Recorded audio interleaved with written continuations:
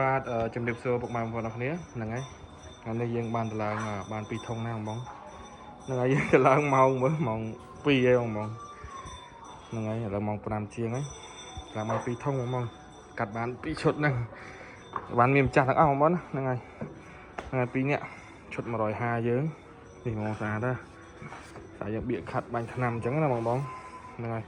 អានេះឈុតគាត់កំងសបកធំពីទឹកឌីអឹមនេះកាត់ហើយដែរតែអត់ព្រមគុំទេបងចាំស្អែកចាំខាត់ជាមួយបាញ់ថ្នាំទាំង3នាក់ទាំងអស់ថ្ងៃនេះបាន3ម៉ួយដែរបងហ្នឹងហើយបាន3នាក់ដែររួចបាយពេលនេះហ្នឹងហើយនេះគាត់យកទៅឡើងមកឈុត150ហ្នឹងហើយដាក់អំភ្លីឌី900បងមកអែមកស្អាតឲ្យបងណានេះឲ្យហ្នឹងហើយលក់ដាច់មែនតើឈុតនេះបង150ហ្នឹងហើយតម្លៃធូរហ្មងហ្នឹងហើយបងតើការអាចកំងបាន3នាក់ដែរហ្នឹងតែស្អែកបានប្រហើយគាត់ទាំង3នាក់ហ្នឹងហើយមកបងតើការអាចកំងបានរយៈពេល2ថ្ងៃគឺហើយបងណាហ្នឹងហើយ